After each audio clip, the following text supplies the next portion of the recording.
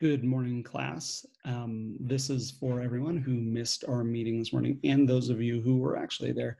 I do thank you for being there, and I'm going to go over a couple of things. I needed to add in a couple of assignments, and so I'm going to go over what that looks like so that you have a heads up to do that. I'm going to screen share. All right, so give me just a second. All right, I'm going to our daily lessons. All right, so you'll see this is kind of where we started off last week. On Monday and Tuesday, you needed to do introduction to mythology and compare and contrast. I kind of planned this out looking at the amount of time you would be spending each day so that when you're looking at your workload, you know whether or not you are on track or you're falling behind. You know that you're on track or falling behind if you have red next to you, you're falling behind. If you do not have red next to you in your name, it means you're on track. So on Tuesday, suspense, and then vocabulary. On Wednesday, vocabulary and any other work you needed to complete. Thursday, writing a narrative essay, and then Friday,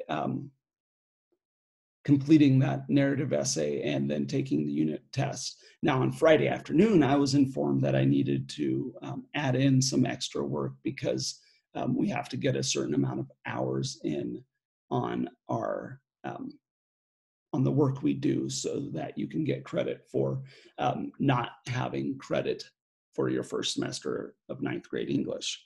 That's why all of you guys are in this class. All right, so we look at week 2, and I had a mandatory meeting, and not many of you guys showed up. So that's going to happen again next Monday. You got to show up. All right. And then hopefully you're starting on the Odyssey and epic poetry. That's where you need to be today, especially because there's going to be some stuff added.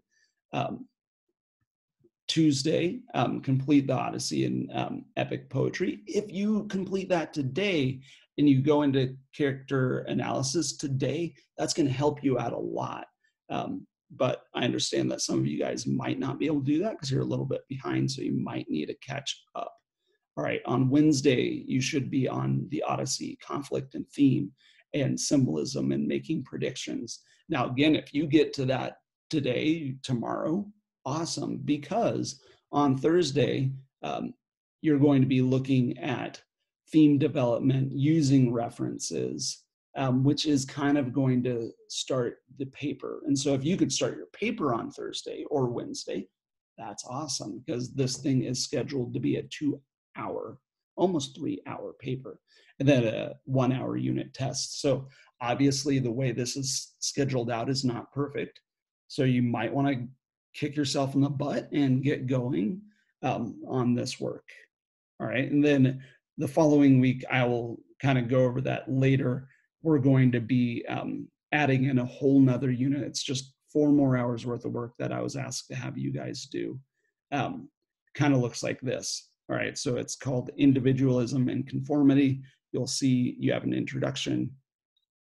You'll have imagery and symbolism. You'll have characters, conflict, and idioms.